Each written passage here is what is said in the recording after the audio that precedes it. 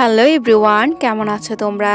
তোমাদের জন্য একটা হেট টু লাভ স্টোরি নিয়ে হাজির হয়ে গেলাম, যেখানে একজন পঙ্গু প্রেসিডেন্ট একটি অসহায় মেয়েকে নানাভাবে নির্যাতন করতে থাকে। আসলে মেয়েটির মম অসুস্থ, আর মেয়েটি তার মাকে বাঁচাতে এই ড্রেবেল প্রেসিডেন্টের কাছে যায়, কিন্তু সে শর্ত রাখে যদি ওর সাথে নাইট স্পেন্ড করে তাহলে সে টাকা দিবে। তো সে তার মাকে বাঁচানোর জন্য তার শর্তে রাজি হয়ে যায়। কিন্তু এই তো তার জীবনে কখনো সুখ নেমে আসে না, কারণ সে ড্রেবেল প্রেসিডেন্ট তাকে প্রতিনিয়ত টর্চার করতে থাকে। কিন্তু এক সময় সে যখন নিজের ভুল বুঝতে পারবে, তখন সে মেয়েটিকে নিজের কাছে পাওয়ার জন্য অনেকটা চেষ্টা করবে। আর তার চেষ্টা কি সফল হবে, সে মেয়েটির মন কি সে জয় করতে পারবে? এরকম ভায়োলেন্স আর রিভেন্সে আমাদের আজকের ড্রামাটি সাজানো। তো চলো শুরু করা যাক। ড্রামার শুরুতে আমাদের মেয়ে লিড জি চেয়ানকে দেখানো হয় যে হসপিটালে অ্যাডমিট হয়েছে, আর সেম হসপিটালে আমাদের ফিমেল লিডকে দেখানো হয় যেখানে তার বাবা মৃত্যুবরণ করে আর তার মম গুরুতর অসুস্থ হয়ে যায়। তখন সে আমাদের হিরোর কাছে গিয়ে টাকা চায় এবং বলে আমার মমকে বাঁচাতে হবে, কিন্তু জি চেন তাকে সাহায্য করে না, উল্টো জিয়াংয়ের গলা টিপে ধরে। সে বলে আমি যে এখন পঙ্গু হয়ে আছি এটা শুধুমাত্র তোমার বাবার কারণে হয়েছে, তাই আমি তোমাকে কোনো টাকাই দিব না।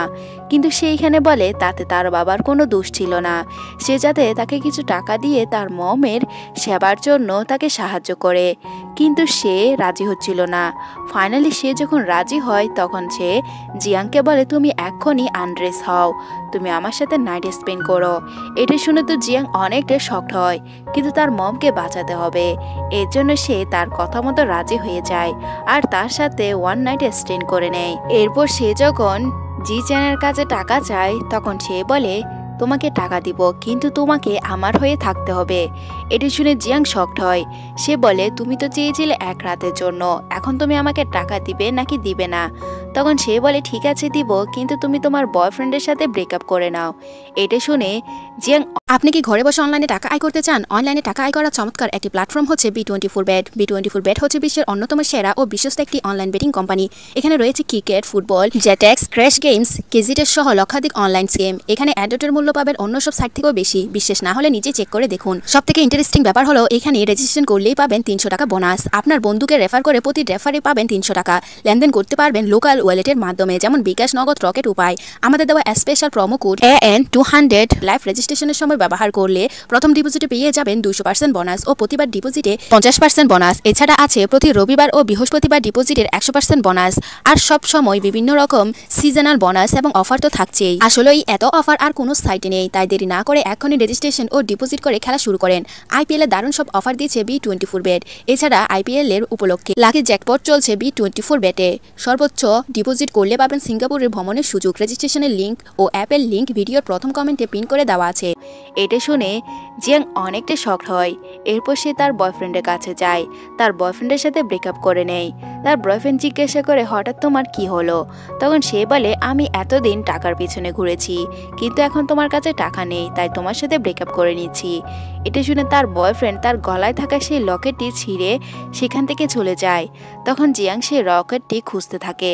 তখনই জি চেন তার সামনে হাজির হয়ে যায় আর বলে তুমি কি তোমার বয়ফ্রেন্ডের ফেলে দেওয়া সেই রকেটটি খুঁজছো? এরপর সে ওই লকেটটি আরো দূরে ফেলে দেয়। জি চেন তাকে একটা রুমে যাওয়ার কথা বলে, তখন সে বলে ঠিক আছে। এরপর সে ওই রুমে যায় আর তাকে কল করতে থাকে, কিন্তু সেখানে জি চেন ছিল না। সেখানে তো অন্য একটা লোক ছিল যে কিনা জিয়াংয়ের ক্লোজ হয়, তাকে রেপ করার ট্রাই করে। তখন সে তাকে ধাক্কা দিয়ে সেখান থেকে পালিয়ে যায় আর তার চিৎকারের আওয়াজ এখানে জি চেন শুনতে পায় আর তার অ্যাসিস্ট্যান্টকে নিয়ে সেখান থেকে যাচ্ছিল।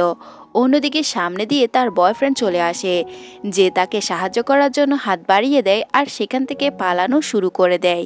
কিন্তু সামনে দিয়ে জি চেন চলে আসে। জি চেন মনে করে জিয়াং তার বয়ফ্রেন্ডের সাথে এখনও ডেট করছে আর তার বয়ফ্রেন্ডের সাথে পালিয়ে গিয়ে তাকে চিট করছে। তখন সে তাকে রুমে নিয়ে যায় আর তার সামনে বলে, আমি তো তোমাকে নিষেধ করেছি তোমার বয়ফ্রেন্ডের সাথে কোনো সম্পর্ক না রাখতে, কিন্তু তুমি আমার কোনো কথাই শুনছো না, তাই না? আচ্ছা, তোমার মমের চিকিৎসার খরচ আমি দেখে নিব। এগুলো বললে সে ভয় পেয়ে যায়। আর এদিকে সে তার বয়ফ্রেন্ডের সামনে তাকে আনড্রেস হওয়ার কথা বলে। তখন জিয়াং বলে, তুমি ওর সামনে কেন এসব করতে বলছো? তখন সে বলে, তাহলে তোমার মমের চিকিৎসা হবে না। এটা বলে তাকে ব্ল্যাকমেল করলে জিয়াং রাজি হয়ে যায়। অন্যদিকে তার বয়ফ্রেন্ডকে অন্য একটা রুমে লক করে দেওয়া হয়। এরপর তার কাজ সেরে গেলে সে বলে, এই নাও, এখানে কিছু টাকা আছে, এগুলো নাও। আর হ্যাঁ, আজকে থেকে তুমি তোমার বয়ফ্রেন্ডকে ভুলে যাবে।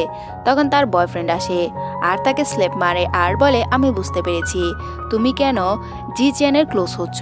জি চেন সামনেতে ব্রেকআপ করেছে আর তুমি তাকে সিরিয়াস করছো টাকার জন্য।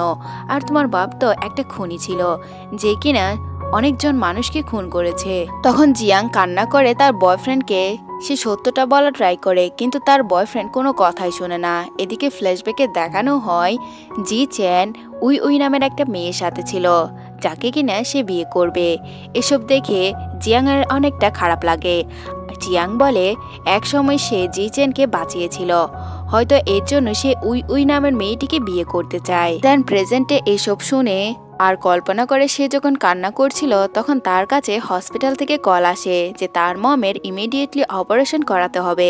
তখন সে তার মমকে দেখতে যায়, যেখানে তার মমের এই অবস্থা দেখে সে অনেকটা ভেঙে পড়ে আর ডাক্তারকে ইমিডিয়েটলি অপারেশন করার ব্যবস্থা করতে বলে।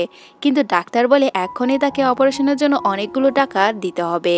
তখন জিয়াং আবারও জি চেনের কাছে সাহায্য চাইতে যায়। সে বলে, প্লিজ তুমি আমাকে টাকা দাও, তুমি যা বলবে আমি তাই করব। তখন জি চেন বলে, তুমি তাই করবে? তাহলে এখনই নিজেকে শেষ করে দাও। জিয়াং বলে, আমি নিজেকে শেষ করে দিলে তুমি কি খুশি হবে? আচ্ছা ঠিক আছে। এরপর একটা ছুরি নিয়ে যখনই নিজেকে শেষ করে দিতে যাবে, তখন তার অ্যাসিস্ট্যান্ট ধরে নেয় আর জি চেন অনেকটা রেগে যায়। সে বলে, তোমার জীবন হচ্ছে আমার জীবন, আমার অনুমতি ছাড়া তুমি কিছুই করতে পারবে না, তাহলে তোমাকে আমি ছাড়ব না। এরপর শাস্তিস্বরূপ তাকে এখানে হাঁটু পেতে বসার অনুমতি দেয়। তখনই হসপিটাল থেকে কল আসে আর এরা গাড়িতে উঠে যায়। অন্যদিকে বৃষ্টি শুরু হয়ে যায় আর জিয়াং সেখানে বৃষ্টির মধ্যে হাঁটু পেরে বসে আছে। তার অ্যাসিস্ট্যান্ট বলে, বস, ম্যাডাম তো অসুস্থ হয়ে যাবে, কিন্তু জি চেনের কোনো কেয়ারই হয় না তার জন্য। এদিকে জিয়াংকে হসপিটালে অ্যাডমিট করা হয়। এরপর সে হসপিটাল বেড থেকে বের হলে তার মমের বেড দেখতে পায়, কিন্তু সেখানে তার মমকে দেখতে পায় না। তখন নার্সকে জিজ্ঞাসা করলে সে জানতে পারে তার মম তো কাল রাতেই মারা গিয়েছে। এটা শুনে সে অনেকটা শকড হয়ে যায়। আর জি চেন আসলে তাকে বলতে থাকে, তুমি হচ্ছ খুনি, তুমি আমার মমকে খুন করেছো। এরপর তার সাথে মারামারি করতে যায়। তখন জি চেনও বলে, তুমি যা অন্যায় করেছো তার শাস্তি তো পেতেই হবে। এটা বলে তাকে গলা টিপে ধরে আর তখনই জিয়াং বেহুশ হয়ে যায়। এরপর জিয়াংকে আবারও হসপিটালে অ্যাডমিট করা হয় আর সে জানতে পারে জিয়াং প্রেগনেন্ট। এটা শুনে জিয়াং অবাক হয়। এরপর জি চেন জিজ্ঞাসা করে, এটা কি তোমার বয়ফ্রেন্ডের? তখন সে বলে, হ্যাঁ, আমার বয়ফ্রেন্ডের, আর সে তোমার থেকেও অনেক বেটার। এদিকে জি চেন ডিসাইড করে সে জিয়াংকে বিয়ে করবে আর এজন্য সে প্রিপারেশন নেয়। এরপর সে জিয়াংয়ের কাছে যায় আর তাকে যখন এই কথা বলে তখন সে রেগে যায়। সে বলে, তুমি একটা খুনি, আমি কেন তোমাকে বিয়ে করব? তখন সে আবারও তাকে গলা টিপে ধরে আর বলে, তুমি কি ভুলে যাচ্ছ তোমার বয়ফ্রেন্ডের জীবন আমার হাতে, তাই তোমার বয়ফ্রেন্ডকে বাঁচাতে চাইলে আমাকে বিয়ে করো। তখন বাধ্য হয়ে সে বিয়েতে রাজি হয়। এরপর সে বিয়ের ড্রেস ট্রাই করে আর তখনই হঠাৎ একটা লোক এসে তাকে কিডন্যাপ করে নিয়ে চলে যায়। অন্যদিকে বিয়েতে জি চেন ওয়েট করছিল, অনেকজন গেস্ট চলে আসে। এরপর আমরা একটা ছেলেকে দেখতে পাই যে কারোর সাথে কথা বলছে আর এদিকে এই ছেলেটি তো জিয়াংয়ের অনেকটা ক্লোজ হয়। অন্যদিকে জি চেন জিয়াংয়ের জন্য ওয়েট করছে আর সে অন্য একটি মেয়েকেও বিয়ে করার জন্য রাজি হয়ে যায়।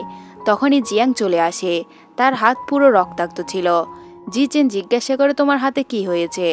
জিয়াং বলে, সে খুন করেছে, সে একজন খুনি। জি চেন বলে, তুমি আমাকে বিয়ে করবে না বিদায় এরকম নাটক করছো, তাহলে আমি তোমাকে বলে রাখি, তুমি যদি মারাও যাও তাহলে আমি তোমার অস্থির সাথেও বিয়ে করে নিব।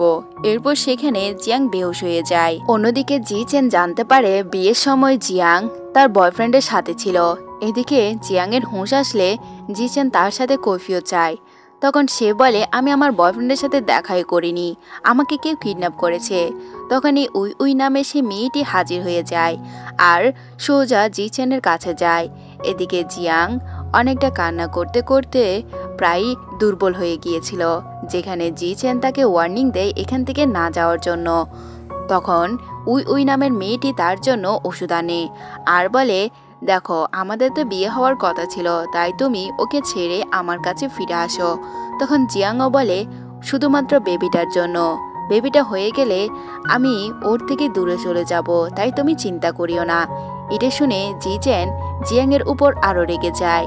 এদিকে জিচেন যখন বের হয়ে যায় তখন সে মেয়েটি তার আসল রং দেখায়। সে বলে, এখন তো জিচেন নাই, তাই আমি নিজের রঙে ফিরে এসেছি। এরপর জোর করে খাবার খাওয়ানোর চেষ্টা করে আর নিজে নিজে পড়ে যায়। যখন জিচেনকে বলে জিয়াং আমাকে ফেলে দিয়েছে, আর জিচেন তো জিয়াংয়ের উপর অনেকটা রেগে যায়। জিয়াং তো জিচেনকে বারবার বোঝানোর ট্রাই করে। সে বলে আমি ওকে ইচ্ছে করে ফেলেনি, ও নিজেই পড়ে গিয়েছে, কিন্তু জিচেন তো তার কোনো কথাই শুনছে না। এরপর একটা নিউজ ভাইরাল হয়ে যায়, যেখানে জিয়াং একটা লোককে মেরেছে। সেই নিউজ শুনে সবাই জিচেনের কোম্পানিতে আর স্টক করতে চায় না। তখন জিচেন কিছু শেয়ার হোল্ডারদের সাথে কথা বলতে চায়। এরপর সে একটা আন্টি নিয়ে কিছু একটা চিন্তা করতে থাকে। অন্যদিকে জিয়াংয়ের মেয়েরা জিয়াংয়ের সম্পর্কে অনেক খারাপ কথা বলে। তারা বলে ম্যাডাম তো একজন খুনি, আর জিয়াং এসব শুনতে পায়। জিয়াং এটা দেখে জিচেন তো উই উর সাথে সময় কাটাচ্ছে। অন্যদিকে কেউ একজন তাকে একটা রুমে লক করে রাখে। তখন সে বারবার ওই রুম থেকে বের হওয়ার চেষ্টা করে আর সাহায্যের জন্য আকুতি মিনতি করতে থাকে। এক পর্যায়ে তার একটা স্মৃতি মনে পড়ে যায়, যেখানে একসময় উই উর সাথে সে একটা রিং দেখছিল। তখন জিয়াংয়েরও একটা নেকলেস পছন্দ হয় আর জিচেন তাকে সেটা নিয়ে দেয়। এসব দেখে জিয়াং অনেকটা শকড হয়ে যায়। অন্যদিকে জিয়াং তো সেখানেই বেহুশ হয়ে যাচ্ছিল আর বারবার জিচেনের কথা কল্পনা করতে থাকে। এদিকে আমরা জিচেনকে দেখতে পাই যে একটা ছেলের সাথে কথা বলছে, আর ছেলেটার হাবভাবে বোঝা যায় সে অতটার সুবিধার না, সে হয়তো তার রাইভেল হবে। এরপর জিচেন একজন আঙ্কেলের সাথে কথা বলে। এদিকে জিয়াংকে হসপিটালে অ্যাডমিট করা হয়। নার্স তাকে জিচেনকে কল করতে বলে, কিন্তু সে রিসিভ করে না। অন্যদিকে মেড বলে তোমাকে তো রেস্ট করতে হবে, আর ডাক্তার এসে বলে তোমার এই বেবিটা রাখার কোনো দরকার নেই, তা না হলে তুমি মা হওয়ার ক্ষমতা হারিয়ে ফেলবে, আর তোমার যে স্বাস্থ্যের কন্ডিশন, এতে তোমার বাচ্চাটি না রাখাই উচিত। কিন্তু জিয়াং তার কোনো কথাই শোনে না। তখন ডাক্তার বলে তাহলে আমি তোমাকে একটা মেডিসিন দিব, সেটা সঠিক সময়ে তোমাকে খেতে হবে। তখন জিয়াংও রাজি হয়ে যায়। এরপর সে মেডিসিন খাচ্ছিল, তখনই উই উই চলে আসে আর তার হাত থেকে সে মেডিসিনটিও ফেলে দেয়। তাকে বিভিন্ন রকম অপমান করতে থাকে। এরপর যখন সে মেডিসিনগুলো নিজের হাতে তুলতে যাবে, তখন সে ওই হাতে পাড়া দিয়ে দেয় আর অনেকটা ইবেল স্মাইল দিতে থাকে। জিয়াংয়ের তো অনেকটা পেইন হতে থাকে। সেখানে মেয়েও বলে ম্যাডাম আপনি এসব কেন করছেন, আর তাকে তুলতে যায়। তখনই জিচেন হাজির হয়ে যায়। জিচেন এসে বলে এখানে কি হচ্ছে। তখন জিয়াং উঠে যায় আর জিচেনকে উই উই অনেকগুলো কথা শোনাতে থাকে। এরপর সে যখন রুমে আসে তখন সে বলে তুমি কেন আমাকে ডিভোর্স দিয়ে দিচ্ছ না, তুমি যেহেতু আমার কোনো কথাই বিশ্বাস করছো না। এরপর সে তাকে আনরেস্ট হতে বলে। তখন জিয়াং অনেকটা রেগে যায়। সে বলে সে প্রেগনেন্ট। তখন জিচেন বলে তাতে কি হয়েছে, বেবিটা আমার, তাই আমি চাইবো বাচ্চাটি থাকবে নাকি থাকবে না। আর তখন জিচেন জিয়াং এর গলা টিপে ধরে আর তাকে আবারও ব্ল্যাকমেল করে। তখন জিচেনের সাথে সে নাইট স্পেন্ড করার জন্য রাজি হয়ে যায়। এরপর বেচারি অনেকটা কান্না করতে থাকে। অন্যদিকে ডাক্তার তাকে বলে তুমি আমার কথা কেন শুনছো না, তুমি বাচ্চাটি অপারেশন করে ফেলো, তোমার স্বাস্থ্যের কন্ডিশন ভালো না। তখন সে বলে বাচ্চাটি হয়ে গেলে আমি এমনিতে জিচেনকে ডিভোর্স দিয়ে দিব। এদিকে জিয়াং তার বেবিকে বলে তুমি টেনশন করিও না, তোমার মম তোমাকে প্রোটেক্ট করবে। তখনই মেড তার জন্য মেডিসিন নিয়ে আসে আর তাকে তাৎক্ষণিক সেই মেডিসিন খেয়ে ফেলতে বলে, যেটা দেখে জিয়াং অনেকটা হ্যাপি হয়ে যায়। এটা শুনে জিয়াং অনেকটা ভয় পেয়ে যায়। অন্যদিকে জিচেন ডিসাইড করে জিয়াংকে ডিভোর্স দিয়ে দিবে।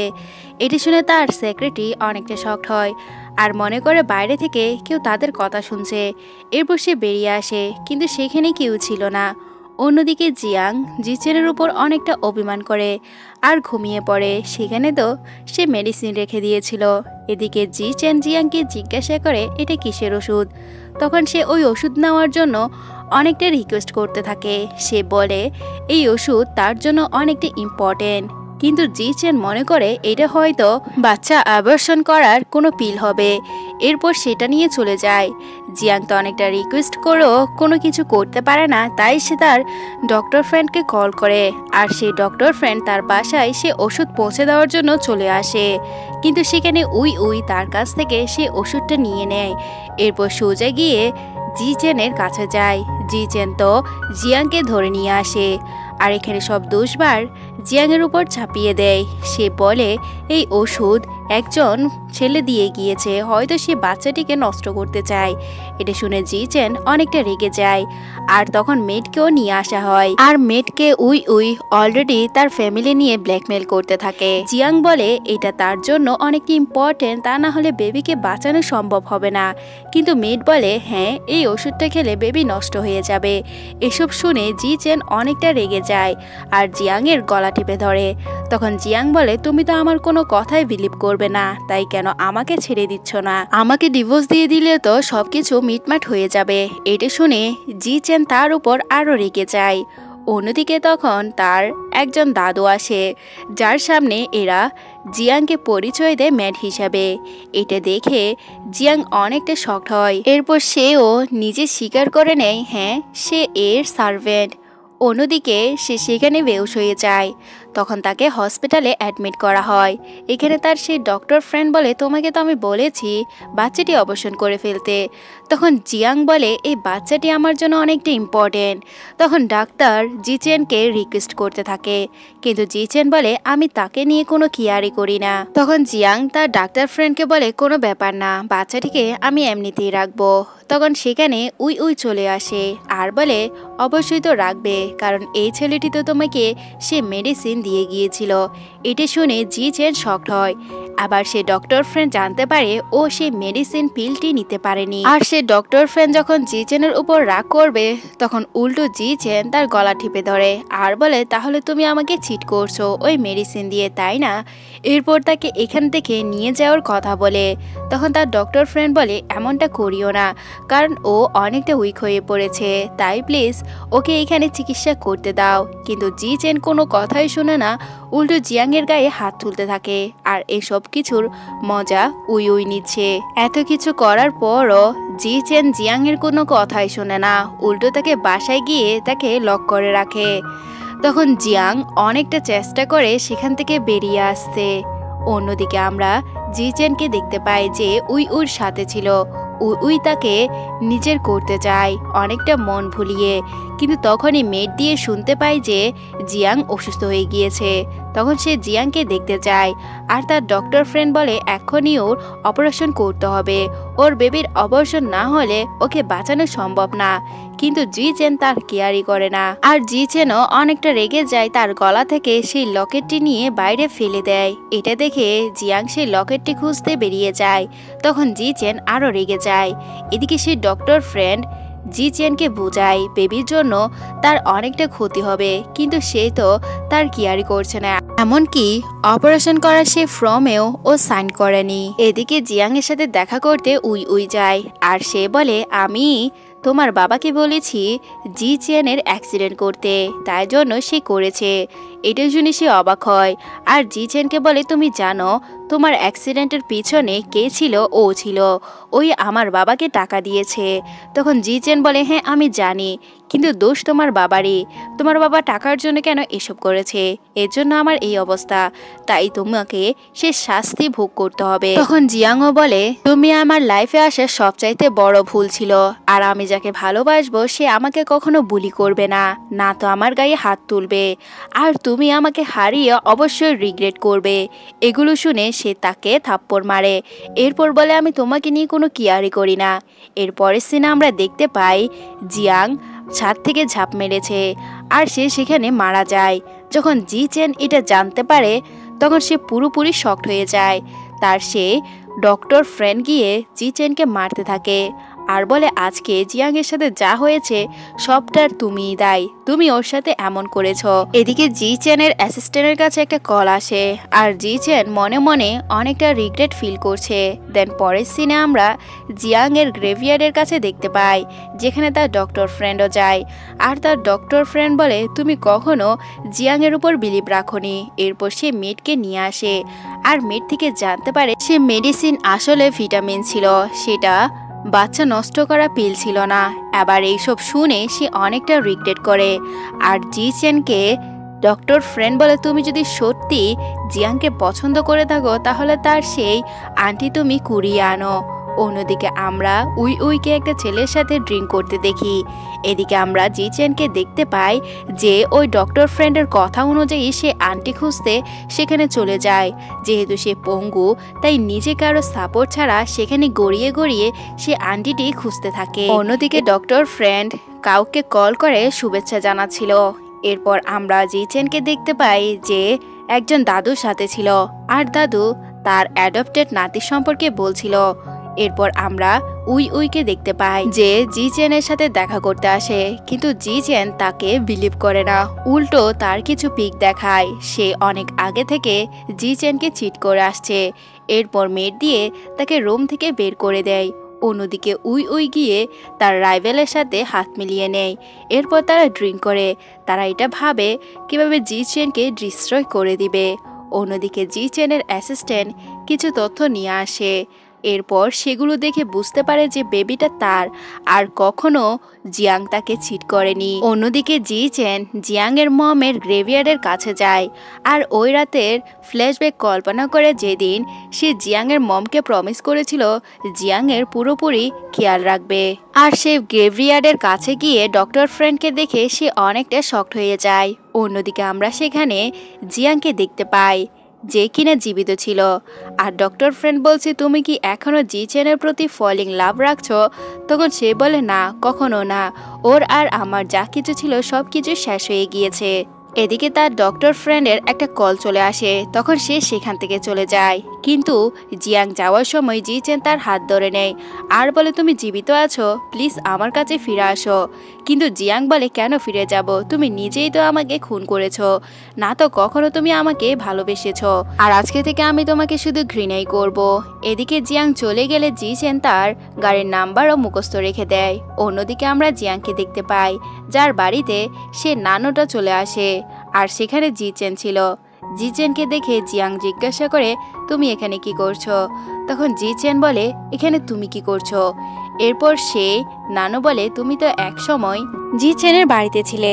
তখন জিয়াং বলে হ্যাঁ এক সময় ছিলাম, আমি তো ওনার বাসায় চাকরানি হয়ে থাকতাম। তখন জি চেন বলে না না না, তখন আমি ভুল বলেছি, আসলে ও আমার ওয়াইফ ছিল। এটা শুনে জিয়াং বলে এটা অসম্ভব। এরপর সে তার বেবিকে নিয়ে সেখান থেকে উঠে চলে যায়।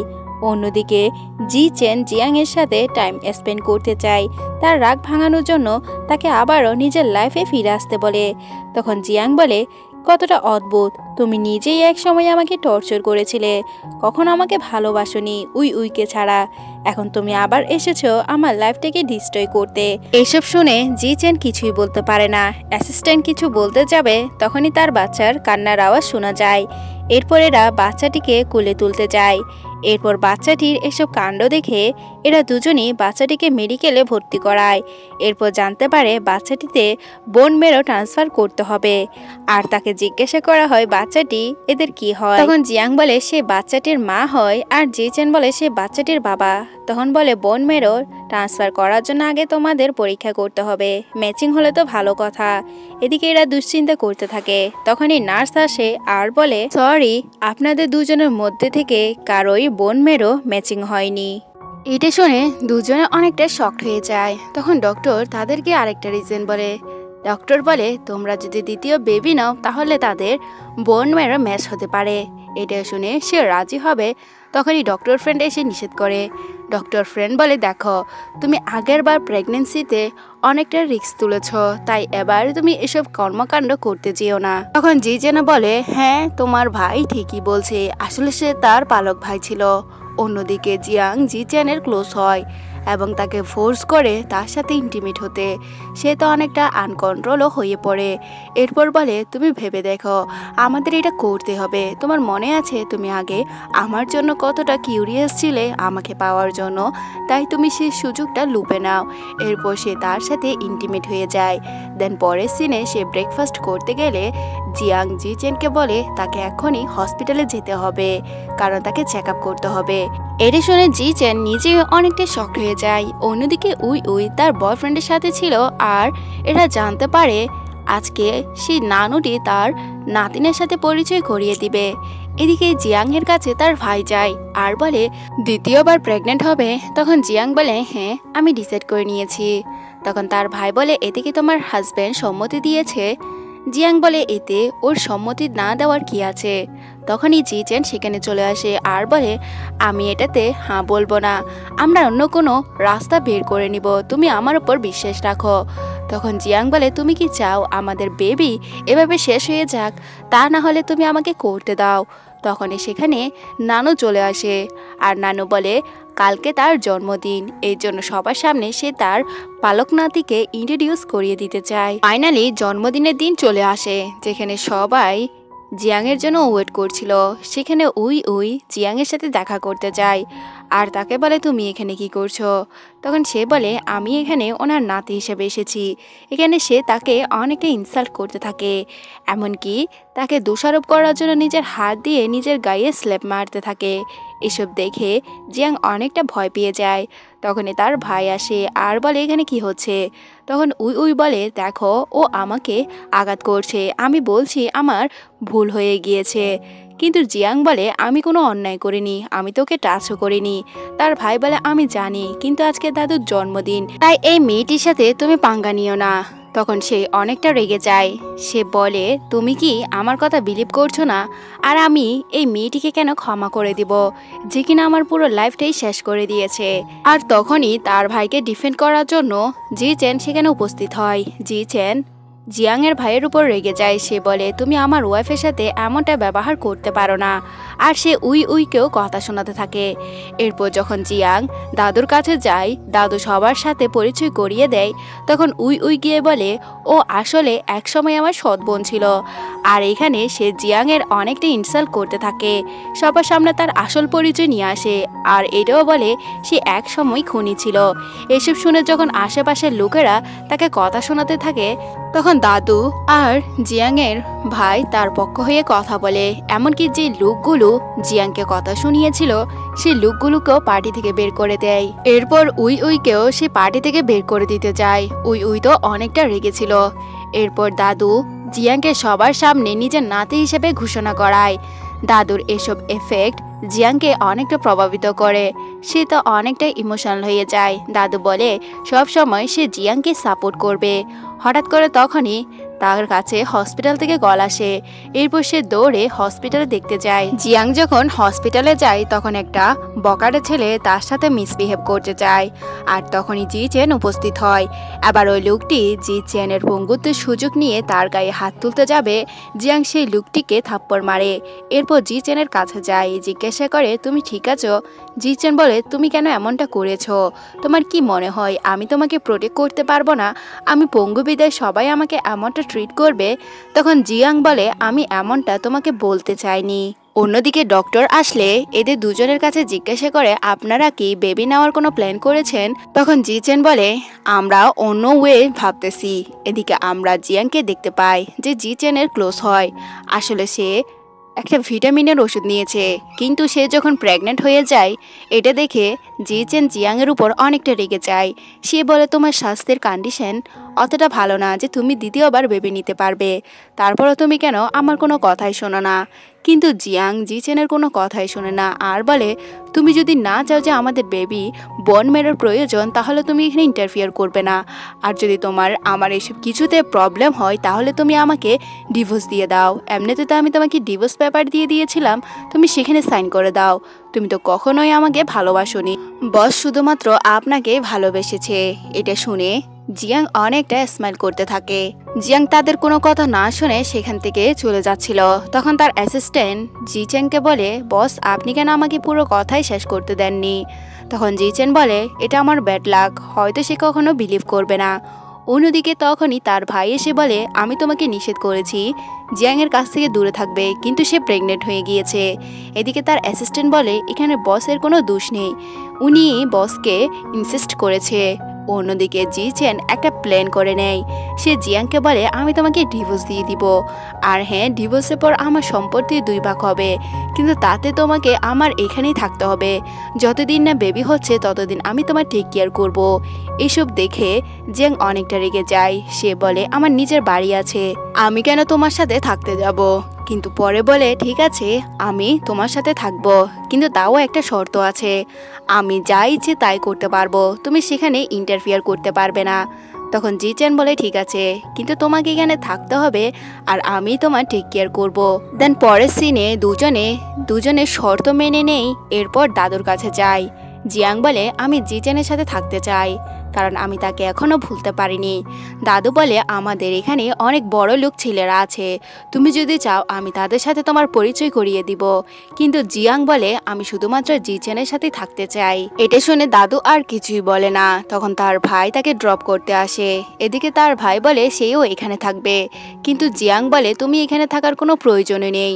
তখনই উই নামে সে মেয়েটি হাজির হয়ে যায়, আর এখানে এসে সোজা জিয়াংকে বলে আমি শুনেছি তুমি নাকি প্রেগনেন্ট। এটা শুনে জিয়াং অনেকটা ভয় পায়, আর তার আগের ট্রমাগুলো মনে পড়ে যায়, কিভাবে উই তাকে টর্চার করেছিল, আর সে ভয় পেতে থাকে। সে মনে করে উই হয়তো তার বেবিকে শেষ করে ফেলবে, তাই বারবার জিচেনকে বলে তুমি একে এখান থেকে দূরে পাঠিয়ে দাও। তার এসব কাণ্ড দেখে জিচেন আর তার ভাই অনেকটা দুশ্চিন্তা করতে থাকে। এদিকে জিয়াং হঠাৎ করে জিচেনের জন্য দুশ্চিন্তা করে। এরপর তার অ্যাসিস্ট্যান্টকে জিজ্ঞাসা করে জিচেন কোথায়। এরপর যখন নিজের চোখে জিচেনকে দেখতে পায় অনেকটা স্বস্তি ফিরে পায়। জিয়াংকে তার দাদু তার কোম্পানিতে সিইও পদে শিফট করে দেয়। আর আজকে তার কোম্পানিতে একটা মিটিং ছিল, যেখানে ফার্স্ট টাইম সবার সামনে নিজের প্রেজেন্টেশন শো করায়। সে এতটা পারফেক্টলি করেছিল, কিন্তু সে অনেকটা ভয় পেয়েছিল। আবার সে তার ভাইকে বলে আমার প্রেজেন্টেশন কেমন হয়েছে। তার ভাই তাকে অনেকটা প্রশংসা করতে থাকে, আসলে তার ভাই তাকে পালক নিয়েছে। এগুলো শুনে জিয়াং অনেকটা হ্যাপি হয়ে যায়। অন্যদিকে জিয়াংয়ের কাছে একটা লোক এসে তার নতুন কন্ট্রাক্টের ব্যাপারে বলতে থাকে। এরপর সে কন্ট্রাক্টের ডিটেলস দেখে। তখনই জিচেন তাকে কল করে বলে আজকে রাতে কি আমরা একসাথে ডিনার করতে পারি। তখন জিয়াংও রাজি হয়ে যায়, আর জিচেনও স্মাইল করতে থাকে। দেন পরের সিনে আমরা জিয়াং আর জিচেনকে দেখতে পাই, যারা কিনা ক্যান্ডেল লাইট ডিনার করছিল। তখন জিচেন জিয়াংকে বলে আমি শুনেছি তুমি একটা নতুন কন্ট্রাক্ট করছো। তখন সে বলে তুমি ওই ছেলেটির সাথে দেখা করতে যেও না। কিন্তু জিয়াং জিচেনের কোনো কথাই পাত্তা দেয় না, উল্টো বলে তুমি তো বলেছিলে আমার ম্যাটারে ইন্টারফিয়ার করবে না। এরপর মুড স্পয়েল করে সেখান থেকে রেগে চলে যায়। তখনই জিয়াংয়ের ভাই আসে। সে বলে তুমি তো সামান্য কথাতেও তাকে মানাতে পারোনি। আচ্ছা তুমি কি তাকে পছন্দ করো? আর পছন্দ করলে তাকে নিজের কাছে রাখার প্ল্যান কেন করছো না? এটা শুনে জিচেনের মাথায় একটা প্ল্যান আসে। এরপর সে সকালে তার ট্রাইকে এলোমেলো করে জিয়াংকে বলে, আর জিয়াং সেটা ঠিক করে দেয়। জিচেন তাকে ইনডিরেক্টলি প্রপোজ করে। সে বলে আমি চাই সবসময় তুমি এভাবে আমার ট্রাই ঠিক করে দাও। এসব শুনে জিয়াং অনেকটা ব্লাশিং করে। এরপর তাকে বলে তুমি যে কন্ট্রাক্টটি করতে যাচ্ছ সে কন্ট্রাক্টটি তুমি এখনই যেও না। এগুলো শুনে জিয়াং অনেকটা রেগে যায়। সে বলে আমি তো বলেছি যে আমি যদি এখানে তোমার সাথে থাকি তাহলে তুমি আমার কোনো ম্যাটারে ইন্টারফিয়ার করবে না। এরপর রেগে চলে গেলে আবারও জিয়াংয়ের ভাই এসে জিচেনকে টোন মারতে থাকে। অন্যদিকে জিয়ান সেই লোকটির সাথে দেখা করতে যায়, যে লোকটি তাকে প্রথমে জিচেনের সম্পর্কে খারাপ কথা বলে, আর তার থেকে সরে এসে ওর সাথে হাত মিলাতে বলে, কিন্তু সে কোনো কথা না শুনে সেখান থেকে চলে যায়। এরপর ছেলেটি উইর ক্লোজ হয়। সে বলে আমি ওইসব মেয়ের ক্লোজ হই যারা কিনা আমার কোনো কাজে আসে। উইও বলে আমি ওইসব ছেলের ক্লোজ হই যারা কিনা আমাকে ফায়দা দেয়। আর সে অনেকটা ইবেল স্মাইল দিতে থাকে। অন্যদিকে জিয়াং হঠাৎ করে ঘুম থেকে উঠে যায়। সে বলে আমি একটা খারাপ স্বপ্ন দেখেছি। আমি দেখেছি উই আমাদের বেবিকে নষ্ট করে ফেলছে। এটা শুনে সে ভয় পেয়ে যায় আর জিচেনকে জড়িয়ে ধরে। তার এই টেনশনে তার ভাই অনেকটা দুশ্চিন্তায় পড়ে যায়। এরপর এরা চিন্তা করে তাকে এই ট্রমা থেকে কিভাবে বেরিয়ে করে নিয়ে আসা যাবে। এরপর জিচেন আর তার ভাই তার কান্নার আওয়াজ শুনে ভিতরে যায়। তখন জিয়াং উল্টো কান্না করে বলে, আমি এক্ষুনি উই উইকে দেখেছি, সে আমার বেবিকে মারতে এখানে এসেছিল। তখন সে ভয় পেয়ে যায় আর জি চ্যান তাকে কনসোল করে। এরপর তার অ্যাসিস্ট্যান্ট আশেপাশে চেক করে দেখে, কিন্তু সেখানে কিছুই ছিল না। এদিকে আমরা মেডকে দেখতে পাই, যার কাছে উই কল করে বলে তোমাকে তার ড্রিঙ্কে কিছু মিশিয়ে হবে যাতে হ্যালুসিনেশন হয়। প্রথমে সে রাজি হয় না, কিন্তু সে আবারও তাকে ব্ল্যাকমেল করে। এরপর ওই জুসে সেই ওষুধটি মিশিয়ে দেয়। এখানে তার অ্যাসিস্ট্যান্ট ভালো করে লক্ষ্য করেনি। এদিকে সে মেডিসিনটি যখন খেয়ে নেয় তখন তার অদ্ভুত ফিল হয়। অন্যদিকে তার অ্যাসিস্ট্যান্ট হাতে নাতে সে মিটটিকে ধরে নেয়। এদিকে আমরা জিয়াং আর জিচেনকে দেখতে পাই, যারা কিনা বলছে নেক্সট মিটিংয়ে জিয়াংও জিয়াংয়ের সাথে যাবে। এরপর যখন মিটিংয়ে যায় তখন ওই ছেলেটি জি চ্যানের ইনসাল্ট করতে থাকে। আবার জিয়াং বলে, আমি ওর বিহাফে এখানে এসেছি, আমরা যে কন্ট্রাক্ট করব সেই কন্ট্রাক্টে আমি জি চ্যানকেও নিয়ে এসেছি। এরপর তারা সেখানে কিছুটা কথাবার্তা বলতে যায়, কিন্তু একটু পর জিয়াংয়ের ওয়াশরুম ধরে। তখন সে ওয়াশরুমে চলে যায়। তখন এই ছেলেটি উই উইকে কল করে বলে দেয়, জিয়াং যখন ওয়াশরুমে ছিল সে মেয়েটি গিয়ে সেখানে হাজির হয় আর বলে, তুমি জানো জি চ্যান এখনও আমাকে ভুলতে পারেনি, আমাকে সে আন্টিটি এখনও দিয়ে রেখেছে, আর তোমাকে তো আমি শেষ করেই ফেলবো। আর তুমি জানো তুমি সবসময় মিস্টেস হয়ে থাকবে, যার ফলে তোমার বেবিও থাকবে না। এরপর সে একটা হ্যালুসিনেশনের মাধ্যমে কিছু ব্লাড দেখায়। এসব দেখে জিয়াং অনেকটা ভয় পেয়ে যায় আর তখন জিয়াং দৌড়ে সেখান থেকে চলে যায়। তখন উই উই বলে, আমি তোমাকে ছাড়বো না। অন্যদিকে এসব খবর যখন জি চ্যান জানতে পারে তখন সে জিয়াংকে প্রোটেক্ট করতে যায়, কিন্তু তখনই ছেলেটি বলে, তুমি যদি প্রোগ্রাম থেকে চলে যাও তাহলে কেমন হবে। তখন জি চ্যান তার অ্যাসিস্ট্যান্টকে এসব ম্যাটার হ্যান্ডেল করতে বলে আর ফাইনালি তার অ্যাসিস্ট্যান্টও ফর্মে চলে আসে। অন্যদিকে জি চ্যান একটা সিসিটিভি ফুটেজ চেক করে, যেখানে সে উই উইকে দেখতে পায়। এরপর আমরা জিয়াংকে দেখতে পাই যে রাস্তা পার হচ্ছিল আর সে কল্পনা করে সত্যি তো সে উই উইর মিস্টেসি হয়ে থাকবে। এরপর রাস্তা পার হওয়ার সময় হঠাৎ করে একটা কার এসে তাকে মারতে যাবে। ছেলেটি তাকে এসে প্রোটেক্ট করে নেয় আর বলে, তুমি কি নিজের খেয়াল নিজে রাখতে পারো না। তাদের এতটা ক্লোজ দেখে জি চ্যান জালাসি ফিল করে আর জিয়াংকে এই ছেলেটির কাছ থেকে দূরে থাকতে বলে, কিন্তু উল্টো ছেলেটি বলে, আমি জিয়াংকে বাঁচিয়েছি, তুমি আমাকে ধন্যবাদ না জানিয়ে উল্টো আমার সাথে মিসবিহেভ করছো। এটা শুনে জি চ্যান অনেকটা রেগে যায় আর জিয়াং তো জি চ্যানের উপর উল্টো রেগে যায় আর তার সাথে সব সম্পর্ক শেষ করে দেয়। সে বলে, আমি আমার বাড়িতে শিফট হয়ে যাচ্ছি। তখনই তার ভাই আসে। তার ভাই জিজ্ঞাসা করে কি হয়েছে। তখন সে বলে, আমি আর জি চ্যানের বাড়িতে থাকবো না। এটা বলে যখন চলে যায় তখন ছেলেটি জি চ্যানকে টোন মারতে থাকে আর এসব শুনে জি চ্যান অনেকটা রেগে যায়। এদিকে তার অ্যাসিস্ট্যান্ট বলে, বস আপনি ম্যাডামকে আটকাচ্ছেন না কেন? আপনি কেন বলছেন না শুরু থেকে শেষ অবধি আপনি শুধুমাত্র তাকেই ভালোবেসে গেছেন? এদিকে জিয়াং যখন তার লাগেজ গোছাচ্ছিল তখন তার ভাই বলে, তুমি এখান থেকে কেন যাচ্ছ? দেখো আমি এবং জি চ্যান তোমাকে সাপোর্ট করছি, তোমার খেয়াল রাখছি, তুমি ওই ছেলেটির কাছে যেও না। তখনই জি চ্যান আসে আর জি চ্যানকে তার ভাই বলে, আমি তো অনেক বোঝাচ্ছি, তুমি ওকে বোঝানো ট্রাই করো, কিন্তু সে তো আমার কোনো কথাই শুনছে না। অন্যদিকে আবারও তার ভাই জিয়াংয়ের কাছে যায়, তাকে বলে, তুমি বারবার কেন এসব করছো? আমি বলছি তুমি এখানে থেকে যাও, আমরা সবাই মিলে তোমাকে প্রোটেক্ট করব। কিন্তু জিয়াং বলে, আমি এখানে আর থাকবো না, আর আমি এখান থেকে চলে যাচ্ছি, প্লিজ তুমি আমাকে আর বাধা দিও না। অন্যদিকে সে বাসায় এসে জি চ্যানের খবর নেওয়ার জন্য তার অ্যাসিস্ট্যান্টকে কল করে। তার অ্যাসিস্ট্যান্ট বলে, হ্যাঁ বস একটু ভালো আছে। এরপর তার খেয়াল রাখার কথা বলে। এরপর জিয়াং বলে সে জি চ্যানকে অনেকটা পছন্দ করত। এসব শুনে তো জি চ্যান অনেকটা শকড হয়ে যায়। এদিকে একটা ফ্ল্যাশব্যাক দেখানো হয়। জিয়াং তার ভাইকে বলছে তার যদি কিছু হয়ে যায় তাহলে যাতে তার দুই বেবিকে সে খেয়াল রাখে। অন্যদিকে হঠাৎ করে তার ভাই জি চ্যানকে কল করে। এদিকে জি চ্যানের জন্য জিয়াং ওয়েট করছিল, ভাবছিল সে তাকে প্রপোজ করবে। অন্যদিকে উই উর সাথে জিয়াংয়ের দেখা হয়। সে আবারও তাকে অনেকগুলো কথা শোনাতে থাকে। তাদের কাছ থেকে সে যখন পালিয়ে ওই ছেলেটির গাড়িতে উঠে তখন সে একটু শান্তি ফিরে পায়, কিন্তু জানতো না ছেলেটিও মাস্টার মাইন্ড ছিল। সে ছেলেটি তাকে কিডন্যাপ করে নিয়ে চলে যায়। অন্যদিকে এরা তো জিয়াংকে চারিদিকে খুঁজতে থাকে, কারণ জিয়াং অনেক আগেই এখানে আসার কথা বলেছিল। আবার এরা অনেকটা দুশ্চিন্তায় পড়ে যায়। তার অ্যাসিস্ট্যান্ট আর তার ভাই চারিদিকে কল লাগাতে থাকে।